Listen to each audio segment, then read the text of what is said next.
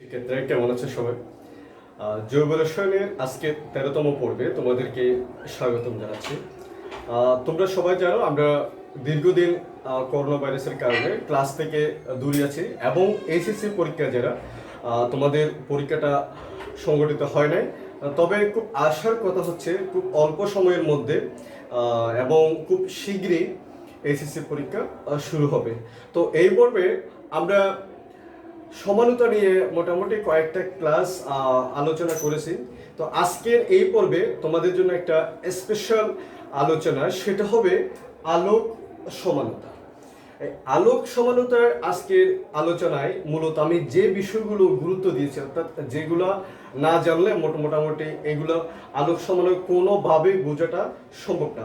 তো এই ক্ষেত্রে আমরা আজকে কাইরাল কার্বন কি, আলোক সমানতা কি, এনানশিউমার কি, রেসিমিক মিশ্রণ কি, মেসোযৌগ কি এবং ডায়াস্টোরিয়ার কি, এই বিষয়গুলো আজকে একটু বোঝার চেষ্টা করব। এখন আলোক সমানতা আমরা যদি একটু ডিপলি বুঝতে চাই, অর্থাৎ আপনি যদি এটার বেসিকটা ক্লিয়ার করতে চান, তাহলে আমাকে এই কয়েকটা টপিক বুঝতে হবে। প্রথমত কাইরাল কার্বন কি, অ্যাসিমেট্রিক কার্বনটা কি হয় সেটা একটু জানতে হবে। তারপর আলোক সক্রিয় বা নিষ্ক্রিয় যৌগ কারা, বা কোন কোন শর্তে আলোক সক্রিয় হয় বা আলোক নিষ্ক্রিয় হয়। তারপর সমাবর্তিত আলোক গুণন কি, ওই বিষয়টা। তারপর অউপস্থাপনীয় দর্পণ প্রতিবিম্ব। এই কয়েকটা বিষয় না জানলে আসলে আলোক সমানতা কোনোভাবেই বোঝা যায় না, বা এটা বুঝতে আমাদের কষ্ট হয়। তো আশা করি আপনারা যদি সম্পূর্ণ ক্লাসটা দেখেন, আমার মনে হয় আলোক সমানতার আমাদের যে সমস্যাটা সেটা অনেকটাই সমাধান হয়ে যাবে। তো শিক্ষার্থীরা, আমরা ক্লাস শুরু করব তার আগে বলে রাখি, আপনি যদি সমানতার বেসিক সম্পর্কে আরও জানতে চান, তো আমি আমার এই ভিডিওতে আই বাটনে সমানতার যে পর্ব সেটা আমি দিয়ে দিব, আপনারা চাইলে ওটাও দেখে নিতে পারেন। তো আমরা একটু ক্লাসটা দেখে নিই। তো প্রথমে আমরা যদি একটু কাইরাল কার্বন সম্পর্কে কিছু জেনে নিই। আসলে কাইরাল বিষয়টা কি? মূলত কোন একটা জৈব যৌগের অণুতে যে কার্বন থাকে, এখন ওই কার্বনের সাথে চারপাশে যুক্ত মূলকগুলো যদি ভিন্ন ভিন্ন হয়, তাহলে ওই কার্বনকে মূলত আমরা বলি কাইরাল কার্বন বা অ্যাসিমেট্রিক কার্বন। তো কাইরাল কার্বনের যদি একটা এক্সাম্পল দেওয়ার চেষ্টা করি, যে কার্বন, এই কার্বনের চারপাশে যে মূলকগুলো থাকবে এগুলো যদি ভিন্ন ভিন্ন, মনে ধরেন এটা এক্স ওয়াই জেড কিউ দিলাম আমি। এখন এই এক্স ওয়াই জেড এই মূলকগুলো যখন ভিন্ন ভিন্ন হবে, তাহলে এই কার্বনকে আমরা অ্যাসিমেট্রিক কার্বন বা কাইরাল কার্বন বলবো। তখন দেখা যায় এটাকে স্টার দিয়ে প্রকাশ করা হয়। তো আমরা বেশ কিছু আরো এক্সাম্পলে যাব, তাহলে আপনি আরো ক্লিয়ার বুঝতে পারবেন। ধরেন আমি এই ধরনের একটা যৌগ লিখলাম কার্বন,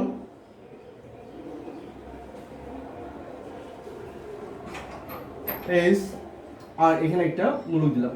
তাহলে আমি যে এই যৌগটা লিখলাম, অর্থাৎ ল্যাকটিক অ্যাসিড, এই ল্যাকটিক অ্যাসিডে যদি আপনি খেয়াল করি, কার্বনের চারপাশে যেমন COOH, আবার OH, CH3H, অর্থাৎ এই চারটা মূলক ভিন্ন। সো এই কার্বনটা হবে আমাদের অ্যাসিমেট্রিক কার্বন। তো এখন আমরা একটু অ্যাসিমেট্রিক কার্বনের পরে একটু আলোক সক্রিয় যৌগ কারা আর আলোক নিষ্ক্রিয় যৌগ কারা সেটা একটু জেনে নিই। আসলে অপটিক্যালি অ্যাক্টিভ বা ইনঅ্যাক্টিভ এই যৌগগুলো মূলত কিছু টার্ম বা কিছু কন্ডিশনের উপর নির্ভর করে, অর্থাৎ এই যে কন্ডিশনগুলো আপনি জানলে মোটামুটি বের করতে পারবেন আলোক সক্রিয় যৌগ কারা, আলোক নিষ্ক্রিয় যৌগ কারা। তো আমি এখানে সত্যগুলো তোমাদের সুবিধাতে একটু লিখে রাখছি। প্রথমে এক নম্বর সত্য যেটা হয় সেটা হলো সেন্টার অফ সিমেট্রি, অর্থাৎ কেন্দ্র প্রতি। দুই নম্বর কন্ডিশন হলো প্লেন অফ সিমেট্রি, অর্থাৎ তল প্রতিসাম্যতা।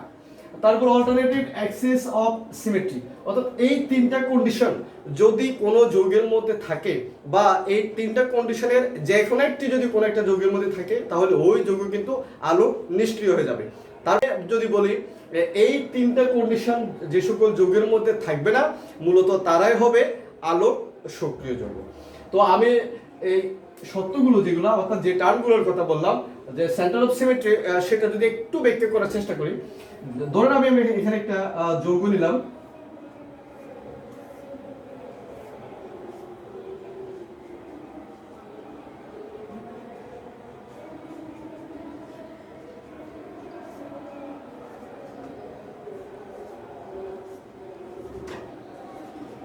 এই যে যৌগটা আসলে এটা কি অপটিক্যালি অ্যাক্টিভ হবে কিনা, তো সেটার জন্য আমি যদি একটু সেন্টার অফ সিমেট্রি এটা আছে কিনা সেটা কিভাবে বুঝবো। ধরেন এই যৌগের মধ্যে আপনি এখানে কেন্দ্রে একটা বিন্দু কল্পনা করেন, এবং এই বিন্দুর সাপেক্ষে আপনি অন্যান্য এখানে যে মূলকগুলো আছে তাদের দূরত্বটা যদি আমরা একটু বোঝার চেষ্টা করি। ধরেন এখান থেকে এই অ্যালকাইল মূলকটার দূরত্ব এতটুকু, এবং এই দূরত্বটা, অর্থাৎ এখানে একটা বিষয় ক্লিয়ার, এই মূলকটা তার বিপরীতে আরেকটা যে মূলক আছে মূলকটা একই, এবং তাদের মাঝখানের যে দূরত্ব সেটা কিন্তু সমান। এবং আমি যদি এখান থেকে একটু বিপরীত যোগ করতে পারবো, কারণ এখানে আমি হাইড্রোজেন চিন্তা করলাম, তো এখানেও কিন্তু সেম হাইড্রোজেন, অর্থাৎ এই যে দুইটা হাইড্রোজেন রয়েছে এই দুই হাইড্রোজেনের দূরত্বটা কিন্তু একই। আবার যদি আমি এখানে ওএস এর কথাটা চিন্তা করি, সেন্টার থেকে এই ওএস এর দূরত্ব এতটুকু পর্যন্ত হচ্ছে, এবং এই ওএস এর দূরত্ব এতটুকু পর্যন্ত হয়। তার মানে হচ্ছে কি তাদের অবস্থান দুইটা হবে পরস্পরের বিপরীত, এবং যদি আমরা যে বিন্দুটা কল্পনা করব তার থেকে তাদের দূরত্বটা সমান হবে। এবং সেম কাজটা যদি আমি এই ক্লোরিনের সাথে করি, এই যে ক্লোরিন এবং এটার সাথে এই ক্লোরিন, তার মানে এখানে এই ক্লোরিনের অবস্থানটা বিপরীত পাশে, কিন্তু তাদের মাঝখানের যে আমরা দূরত্ব হিসাব করি দূরত্বটাও কি সমান। অর্থাৎ এই ধরনের যে যৌগগুলো হবে, অর্থাৎ একটা বিন্দু কল্পনা করার পরে ওই বিন্দুর সাপেক্ষে বাইরে বা অন্যান্য যে মূলকগুলো আছে তাদের দূরত্বটা সমান থাকবে, এবং তাদের অবস্থানটা অবশ্যই বিপরীত পাশে হবে। তো এই ধরনের যদি কোনো একটা যৌগ হয়, তার মানে এই যৌগের মধ্যে সেন্টার অফ সিমেট্রি রয়েছে। তো সুতরাং এটা অপটিক্যালি ইনঅ্যাক্টিভ হবে, কারণ আমরা একটু আগে বললাম যদি সেন্টার অফ সিমেট্রি থাকে তাহলে সেটা অবশ্যই আলো নিষ্ক্রিয় হবে। আর যদি কোনোটা না থাকে, অর্থাৎ এখানে সেন্টার অফ সিমেট্রি অ্যাবসেন্ট, তো সো ওই যৌগ আলো সক্রিয় হবে। এখন আমরা যদি একটু প্লেন অফ সিমেট্রিতে যাই, অর্থাৎ তল প্রতিসাম্য ব্যাপারটা কি, তো এই ক্ষেত্রে একটা সিস ট্রান্স যৌগ দিয়ে আপনি বুঝতে পারেন। যেমন ধরেন কার্বন কার্বন দ্বিবন্ধন, আমি এখানে ব্রোমিন দিলাম, এখানেও ব্রোমিন দিলাম, আর এখানে একটা হাইড্রোজেন দিলাম, বা এখানে একটা হাইড্রোজেন দিলাম। এখন এই যৌগের মধ্যে যদি আমরা একটু একটা তল কল্পনা করি, ধরেন আপনি এই জায়গা বরাবর একটা তল কল্পনা করেন, তাহলে এখানে কি ব্যাপারটা কি দাঁড়ায়, এই তলের মধ্যে মূলত এই যৌগটা, অর্থাৎ এখানে যে দুটো ব্রোমিন আছে এই দুটো ব্রোমিন একই পাশে, এবং তাদের বিপরীত পাশে যে যৌগগুলো সেগুলো হলো কি হাইড্রোজেন। তারা কখনো কোন অবস্থাতে, আমি যদি এই অবস্থায় একটা দর্পণ চিন্তা করি, তাহলে তারা কিন্তু পরস্পরের দর্পণ প্রতিবিম্ব হচ্ছে না। তো সুতরাং দর্পণ প্রতিবিম্ব, অর্থাৎ একটা তল কল্পনা করার পরে যদি দর্পণ প্রতিবিম্ব পাওয়া না যায়, তার মানে হচ্ছে কি এখানে কোনো রকম আমার প্লেন অফ সিমেট্রি নেই। অথবা এটাকে যদি আমরা আবার অন্যভাবে চিন্তা করলে, অর্থাৎ আরেকটা তল কল্পনা করলে কিন্তু সেটা প্লেন অফ সিমেট্রি পাবো। তো ব্যাপারটা কি, যদি এইভাবে একটা তল কল্পনা করলাম, তাহলে দেখা যায় আমি যদি একটু বিবেচনা করি, যেমন এটা একটা মিরর চিন্তা করেন আপনি, তাহলে মিররের এই পাশে যা অংশ এই পাশেও সেম, এই পাশের অংশ এই পাশের অংশ কিন্তু অনেকটা মিলে যাচ্ছে। তার মানে আমরা এখানে বুঝতেছি এই যৌগের মধ্যে মূলত প্লেন অফ সিমেট্রিটা রয়েছে। তো সুতরাং এই যৌগটা কিন্তু আলো সক্রিয় হবে না, কেননা কোনো অবস্থাতে এখানে কিন্তু আমরা একটা সিমেট্রি যদি অ্যাবসেন্ট পাই, কিন্তু আরেকটা সিমেট্রি কিন্তু পাচ্ছি। অর্থাৎ এক অবস্থাতে যদি আমরা একটা তল কল্পনা করি, দেখা যাচ্ছে সেটাতে প্লেন অফ সিমেট্রি আছে, আবার আরেকটাতে কল্পনা করলে কিন্তু প্লেন অফ সিমেট্রি পাচ্ছি না। তো সো এই যৌগটাকে আমরা মূলত বলবো আলো নিষ্ক্রিয়। তো এটা গেল অল্টারনেটিভ অ্যাক্সিস অফ সিমেট্রি যে ব্যাপারটা, সেটা হলো কি একটা যৌগ, যেমন এই ধরনের যে যৌগ, এই যৌগগুলোকে আমরা যখন 180-তে রোটেট করব, তখন যদি তার প্রতিবিম্ব যেটা, ওই প্রতিবিম্ব যদি প্রথমটার মতো হয়, অর্থাৎ এই যৌগটাকে 180-তে রোটেট করার পরে, কারণ এটাকে আমরা যখন 180-তে রোটেট করবো তখন দেখা যাবে কি এই মূলকগুলোর অবস্থানটা পরিবর্তন হয়ে যাবে, এবং সেটার যে প্রতিবিম্ব বা সেটার যে দর্পণ প্রতিবিম্ব সেটা যদি এটার সাথে মিলে যায়, তাহলে তার মধ্যে অ্যাক্সিস অফ সিমেট্রি আছে। কিন্তু so alternative Axis of symmetry যদি কোনো যৌগের মধ্যে আমরা পাই, তাহলে সেটা অবশ্যই আলো নিষ্ক্রিয় হয়। তো এই তিনটা টার্ম, তো এখানে আরো কিছু টার্ম যুক্ত করা যায় যেটাতে একটি মাত্র অপ্রতিসম কার্বন বা একটি মাত্র কাইরাল কার্বন আছে, তারা কিন্তু আলো সক্রিয় হবে, কিন্তু একাধিক বা অ্যাসিমেট্রিক কার্বন থাকলে তারা কিন্তু আলো নিষ্ক্রিয় হয়। এছাড়া আরো একটা কন্ডিশন আছে, যে কন্ডিশনটা আমরা বলি না, দর্পণ প্রতিবিম্ব। অর্থাৎ আমরা যদি এই যৌগের একটা দর্পণ প্রতিবিম্ব নিই, এবং ওই দুইটা যৌগ যদি পরস্পরের উপরে সমাপতিত হয়, অর্থাৎ একটা যৌগকে আরেকটা যৌগের উপর বসানো যায় এবং তাদের সব কয়টা মূলক মিলে যাবে, তখন ওই যৌগগুলোকে আমরা বলবো আলোক সক্রিয়। তো আমরা আশা করি এটা বুঝতে পারছি। তো শিক্ষার্থীরা আপনাদের সুবিধার্থে আমি একটু যদি আরেকটু সংক্ষেপে বলি, আলোক সক্রিয় হবে তারাই যাদের মধ্যে centre of symmetry, plane of symmetry অথবা অল্টারনেটিং অ্যাক্সিস অফ সিমেট্রি। এই তিনটা কন্ডিশন কোনোটাই থাকবে না, এবং তার সাথে যদি একটা মাত্র অপ্রতিসম কার্বন থাকে এবং তাদের দর্পণ প্রতিবিম্ব পরস্পরের উপর সমাপতিত হয়। তো সো এইটা হলো মোটামুটি আলোক সক্রিয়।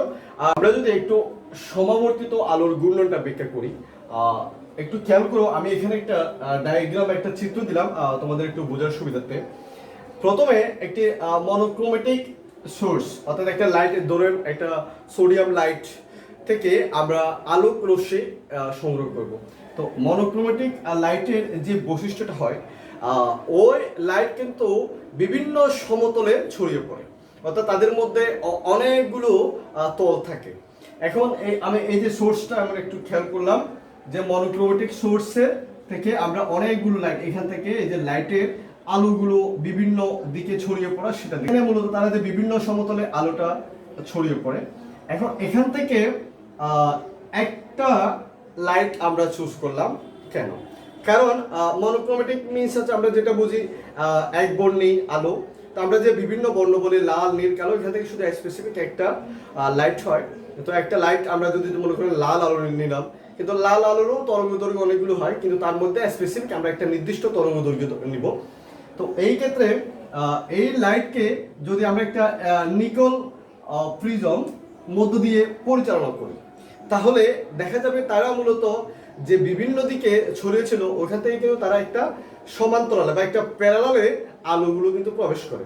তো ব্যাপারটা কি, যেমন এটা হচ্ছে কি আনপোলারাইজড, অর্থাৎ এই ধরনের যে আলোগুলো সেটাকে আমরা বলি আনপোলারাইজড। এখন নিকল প্রিজমে যাওয়ার পরে আমরা এখানে যে লাইটটা পাবো সেটা হবে মূলত পোলারাইজড। অর্থাৎ এই যে আলোগুলো একই দিকে অর্থাৎ সমান্তরালে যাচ্ছে, তাহলে এই আলোগুলোকে আমরা বলি মূলত সমাবর্তিত আলো, অর্থাৎ আনপোলারাইজড এবং পোলারাইজড। তো এখন একটু যদি আমরা বেটার এক্সাম্পল চিন্তা করি, যেমন ধরেন আপনি সূর্যের আলোতে, সূর্যের যে তীব্র আলো সেটা কিন্তু আপনার চোখের জন্য ক্ষতি করে, আপনি অনেক সময় সেটাকে আনইজি ফিল করেন।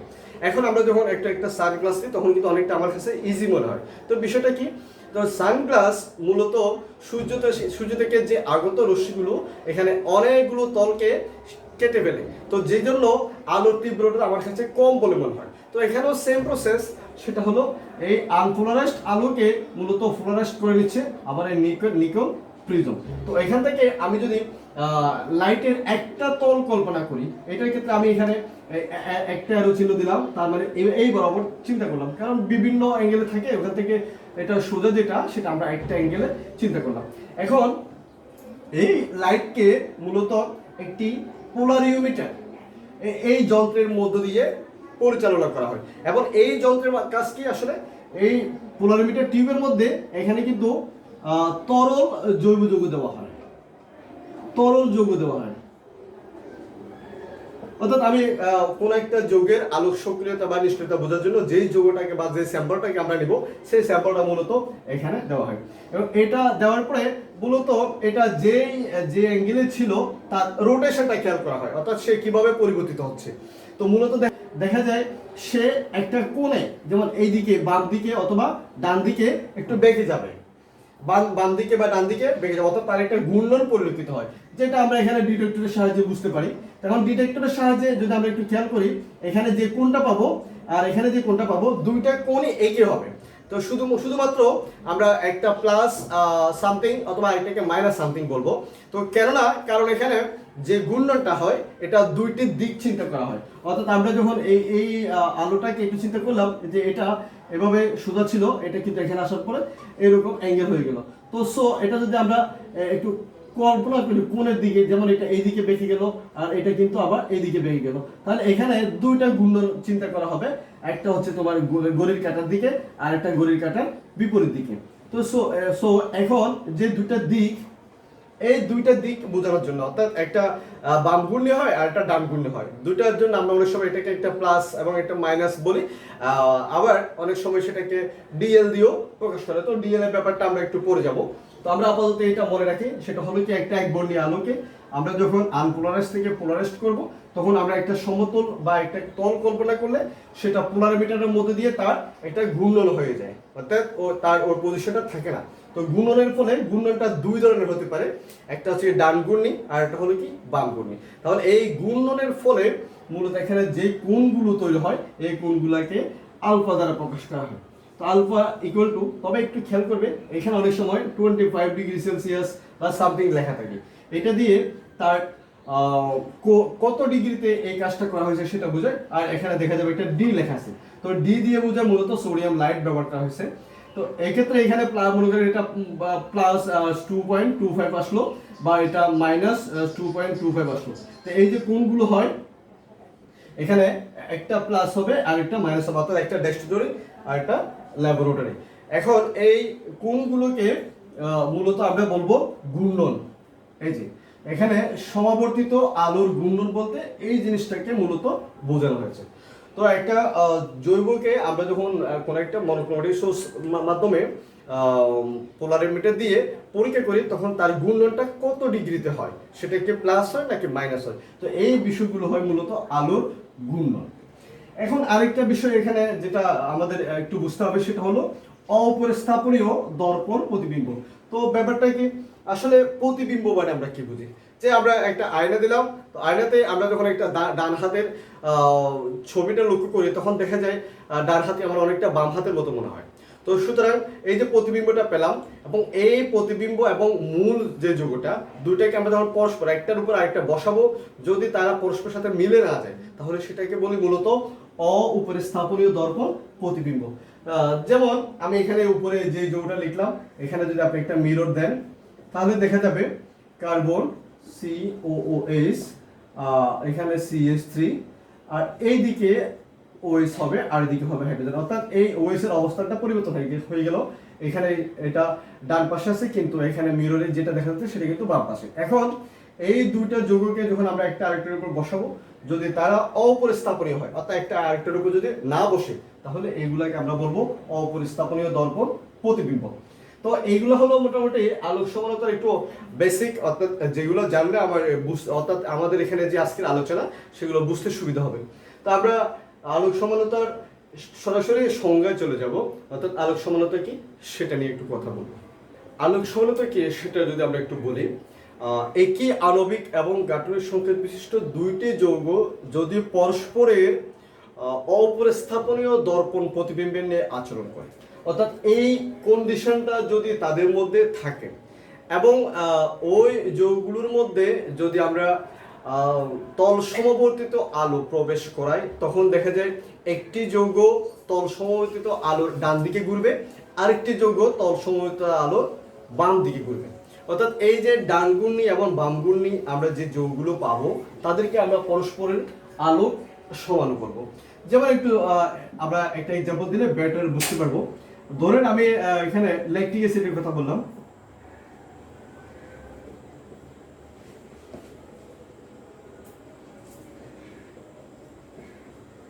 এই ল্যাকটিক অ্যাসিডের যদি একটা প্রতিবিম্ব চিন্তা করি, যেমন এই প্রতিবিম্বটা হবে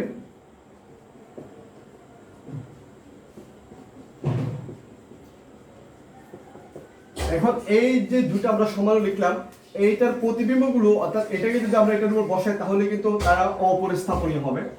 এবং এখানে যদি এই যৌগগুলোর মধ্যে আমরা তল সমবর্তিত আলো প্রবেশ করাই তখন দেখা যায় একটা যৌগ তল সমবর্তিত আলোর ডান দিকে ঘুরে আর একটা যৌগ বাম দিকে ঘুরে, অর্থাৎ আমরা একটু আগে যে ঘূর্ণনটা ব্যাখ্যা করলাম সেটা। তো যে জন্য তাদের দুইটা নাম, যদি একটা ডান দিকে ঘুরে মানে এইটা ডান দিকে ঘুরে, তো যে জন্য এটাকে বলা হয়েছে ডি বা plus lactic acid, lactic acid.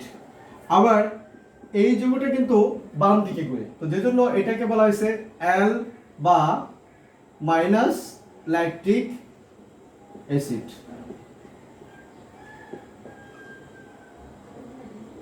তো এখানে সেক্ষেত্রে আপনারা একটু খেয়াল করবেন এখানে আসলে যে ডি যেটা সেটা হলো ডেস্টোরোটারি আর এল যেটা সেটা হচ্ছে ল্যাবোরোটেটরি। তো এখন এই ডি এবং এল একটু মনে রাখার জন্য আমি একটু ছোট্ট ট্রিক্স যদি বলি, এখানে ওএসটা খেয়াল করবেন ডান দিকে থাকে, তো এটা হলো ডি, যেমন এই জন্য এটাকে ডি ল্যাকটিক অ্যাসিড বললাম, আর এখানে এল ওএসটা হচ্ছে কিন্তু বাম দিকে। তো এভাবে মূলত আমরা আলোক সমানতা বের করতে পারবো। আলোক সমানতার পরে আমরা যে বিষয়টা দেখব সেটা হলো আমাদের অ্যালান শিউমার। অ্যালান শিউমার যদি একটু বলি, আসলে এই যে আমরা একটু আগে দুইটা সমাণু লিখলাম, তারা পরস্পরের অ্যালান শিউমার। তো সেটা আমরা আসলে কিভাবে বুঝবো? সেটা হলো যে আলোক সমাণুগুলোর মধ্যে যদি আমরা এক সমতলীয় আলো প্রবেশ করাই, তখন দেখা যায় তাদের আবর্তন ঘটে। এবং এই যে ঘূর্ণন বা আবর্তনটা একটাতে দেখা যাবে সেটা ঘড়ির কাঁটার দিকে ঘুরে, আর একটা কিন্তু ঘড়ির কাঁটার বিপরীত দিকে ঘটে। এখন এই যে টোটাল আবর্তন যখন আমরা হিসাব করব, তখন দেখা যাবে আবর্তন মাত্রাটা কিন্তু শূন্য হয়ে যাবে। কারণ এখানে ল্যাকটিক অ্যাসিডের ক্ষেত্রে যেটা আমরা লক্ষ্য করি, একটাতে ঘূর্ণন হয় +2.25 ডিগ্রি, আবার আরেকটাতে দেখা যাবে -2.25 ডিগ্রি। এখানে তার মানে কি হচ্ছে কি, আমরা যখন এই দুইটাকে একটু যোগ করি তখন কিন্তু টোটাল আবর্তনটা শূন্য হয়। অর্থাৎ আমি আপনাদের এটা একটু আরেকটু যদি ক্লিয়ার করি, যে আলোক সমাণুগুলো মধ্যে এক সমতলীয় আলো প্রবেশ করালে একটি আলোক সমাণু ঘড়ির কাঁটার দিকে এবং আরেকটি ঘড়ির কাঁটার বিপরীত দিকে ঘুরে। তো যার ফলে তাদের মধ্যে টোটাল আবর্তন বা ঘূর্ণনটা শূন্য হয়। অর্থাৎ বলতে গেলে তাদের মধ্যে আর কোনো আলোক সক্রিয়তা থাকে না। তো এই ধরনের যে যৌগগুলো তাদেরকে আমরা বলবো এনানশিউমার। তার মিনস আমরা এখানে বুঝতেছি ডিল্যাকটিক অ্যাসিড এবং ল্যাকটিক অ্যাসিড হচ্ছে পরস্পরের এনানশিউমার। যদিও ডিল্যাকটিক এবং ল্যাকটিক তাদের ভৌত এবং রাসায়নিক ধর্ম অনেকটা একই, শুধুমাত্র তাদের আবর্তন মাত্রাটা অর্থাৎ আবর্তনের যে দিক সেটা একটু ভিন্ন হবে, আর পরিমাণটা কিন্তু একই হবে। যেমন এখানে এটা 2.25, এটাও 2.25। তো এটা হলো মোটামুটি আমাদের এনানশিউমার। এখন এনানশিউমারের পরে যে অংশটা সেটা হলো রেসিমিক মিশ্রণ। মূলত রেসিমিক মিশ্রণ হলো এই যে এনানশিউমার যেটা আমরা পেলাম, অর্থাৎ এখানে ডি এবং এল তাদের যে সমমূলার মিশ্রণ, অর্থাৎ দুইটি এনানশিউমারের সমমূলার মিশ্রণকে আমরা বলবো রেসিমিক মিশ্রণ। এবং এই মিশ্রণের যেহেতু কোনো রকম আবর্তন মাত্রা থাকে না বা ঘূর্ণনের পরিমাণটা থাকে না, তো যে জন্য তার আলোক নিষ্ক্রিয় হয়, অর্থাৎ তাদের মধ্যে কোনো আলোক সক্রিয়তা থাকে না। তো এটা গেল মোটামুটি আমাদের এই দুটো অংশ, এনানশিউমার এবং রেসিমিক মিশ্রণ। নেক্সট যে আলোচনা সেটা হবে আমাদের মেসোযৌগ ও ডায়াস্টোরিমার। আসলে মেসোযৌগের যদি আমরা একটু সংজ্ঞাটা বলি, একাধিক কাইরাল কার্বন বিশিষ্ট কোনো জৈব যৌগের এক অর্ধাংশ যদি অপর অর্ধাংশের উপর অপরিস্থাপনীয় হয়, তাহলে এই যৌগগুলোকে আমরা মূলত বলি মেসোযৌগ। তো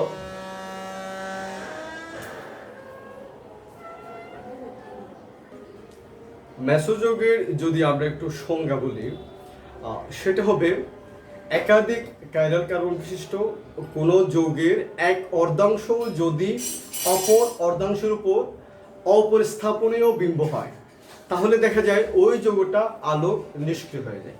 তো এই ধরনের যে যৌগগুলো হয় তাদেরকে আমরা মূলত বলি মেসোযৌগ। তো এখন আমাদের আসলে এই সময়গুলো অনেকটা কঠিন বলে মনে হবে। তো আপনারা যদি একটা এক্সাম্পলগুলো যদি বোঝার চেষ্টা করেন বা অ্যানালাইজ করেন, তাহলে আমার মনে হয় খুব ভালো বুঝতে পারবেন। আমি একটি মেসো টার্টারিক যৌগ লিখি। ধরেন আমি একটা মেসোযৌগ হিসেবে মেসো টার্টারিক অ্যাসিড লিখি।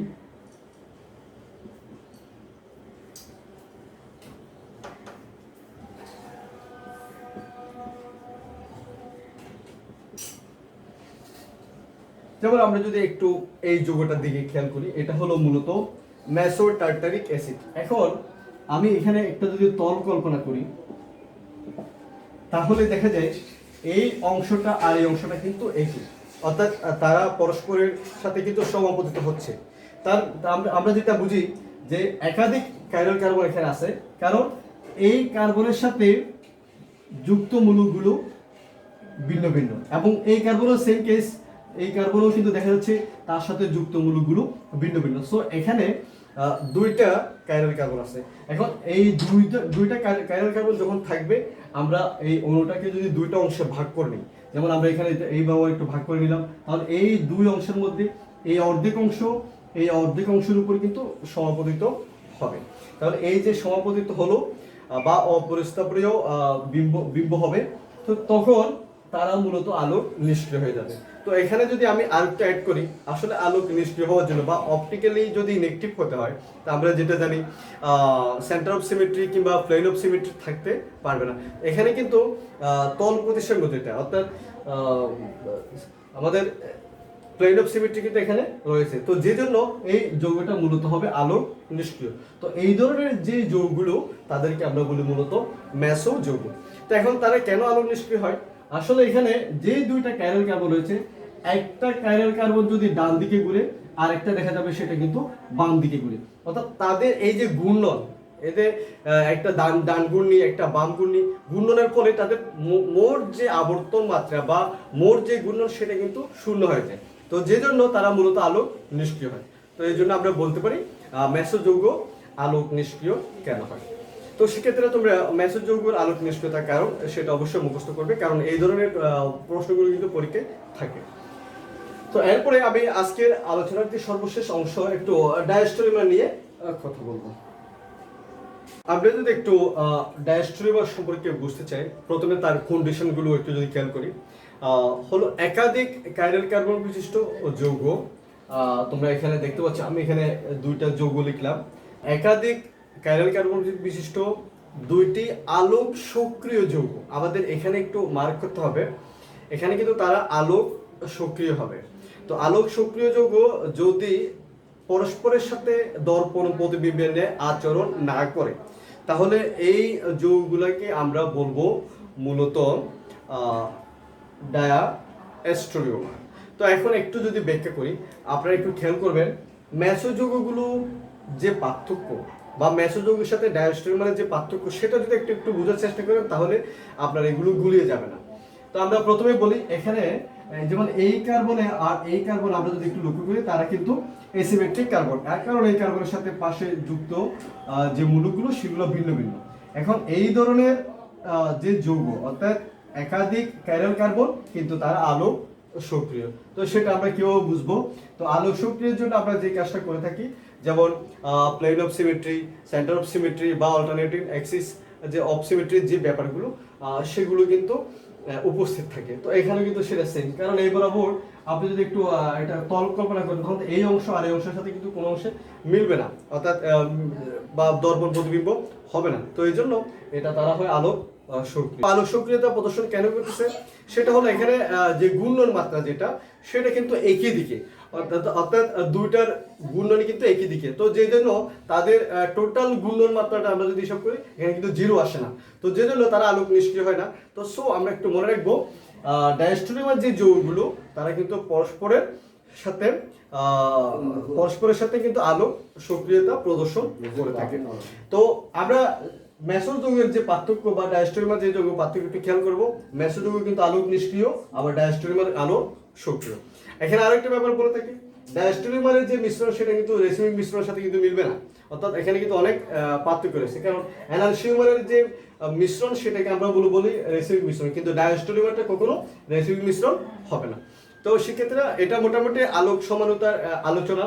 তো এখানে আপনি যদি একটু বাসার মধ্যে ভালো করে প্রিপারেশন নেন, তো আমি বলবো প্রথমে আমি এখানে বেসিক যেটা আলোচনা করলাম সেটা একটু আস্তে আস্তে ধীরে ধীরে লিখে এবং একটু ভিডিওটা পজ দিয়ে দেখে আপনি আয়ত্ত করার চেষ্টা করবেন, তাহলে আপনার এই বিষয়গুলো বুঝতে সুবিধা হবে। তো সেক্ষেত্রে আজকের এই ক্লাসটা আপনাদের কেমন লাগলো সেটা অবশ্যই কমেন্টের মাধ্যমে জানাবেন। যদি আপনার ভালো লাগে সেটা অবশ্যই লাইক করবেন, আর ভালো না লাগলে আপনি ডিসলাইক করবেন, কোনো সমস্যা না। তো আমি ক্লাসের শেষে একটা জিনিস তোমাদের কাছ থেকে প্রত্যাশা করি, সেটা হলো আমার এই চ্যানেলটাকে মোটামুটি আমরা একটা পর্যায়ে নিয়ে যেতে চাই, অর্থাৎ যেটার মাধ্যমে বাংলাদেশের সকল শিক্ষার্থীরা যাতে আর কেমিস্ট্রি বিষয়ক শিক্ষা নিতে পারে। তো এই জন্য আপনারা যে কাজটা করতে পারেন, আপনারা আপনাদের ফ্রেন্ড বিভিন্ন জনকে ইনভাইটের মাধ্যমে চ্যানেলটি সাবস্ক্রাইব করে দিতে পারেন। তো এইটা আমি প্রত্যাশা করতে পারি। তো আজকের ক্লাস এখানে শেষ করব। সবাই অনেক বেশি সুস্থ থাকবে, ভালো থাকবে।